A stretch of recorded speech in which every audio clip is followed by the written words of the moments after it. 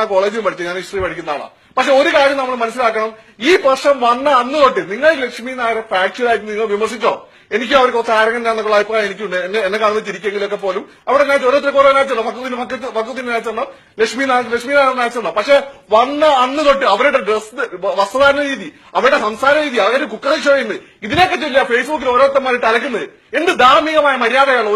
കേരളത്തിൽ ധൈര്യമുള്ള ആത്മാഭിമാനമുള്ള സ്ത്രീ ധൈര്യപൂർവ്വം ചില കാര്യങ്ങൾ ചെയ്യുമ്പോൾ അവരെ തെറ്റിന്റെ അത് ചൂണ്ടിക്കാണിക്കണം, അവരെ മൊത്തം വേറെ രീതിയിൽ ചിത്രീകരിക്കാനുള്ള സജ്ജ നായരെ പോലെ ലക്ഷ്മി നായരെ പോലെ ഈ തവണ വേറെ നായർ എന്ന് പറഞ്ഞ് ചിത്രീകരിക്കാനുള്ള ശ്രമം കേരളത്തിൽ സ്ത്രീകൾക്ക് സ്ത്രീത്വത്തിനേക്കാൾ അപമാനമാണ്. ഇങ്ങനെയാണോ നിങ്ങൾ കേരളത്തിലെ സ്ത്രീകളെ കാണുന്നത്? ഇങ്ങനെയാണ് തന്നെയുള്ള സ്ത്രീയെ നിങ്ങൾ ട്രീറ്റ് ചെയ്യേണ്ടത്? അവർക്ക് പ്രശ്നമുണ്ട്, നിങ്ങൾ അത് ചൂണ്ടിക്കാണിക്കുക. അത് ഞങ്ങൾ കൂടെ അത് ഉപസമിതി ഒന്നും മിണ്ടാതിരിക്കണം. ആ ഈ സംഭവം നീ വന്നു അല്ലല്ല, എന്തായാലും ഞാൻ ഈ സമൂഹത്തിലുള്ളതല്ലേ എനിക്ക് കെട്ടിമൊട്ടി എനിക്ക് നേതാവിനെ കെട്ടിമൊട്ടി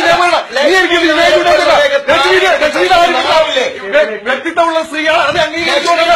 അല്ല, എനിക്ക് നിന്റെ നേതാവിനെ വ്യക്തി അങ്ങനെയുള്ളത് കെട്ടിപ്പൊട്ടി സത്യം ഭക്തി നിന്റെ നേതാവിന് പറഞ്ഞു ഞാൻ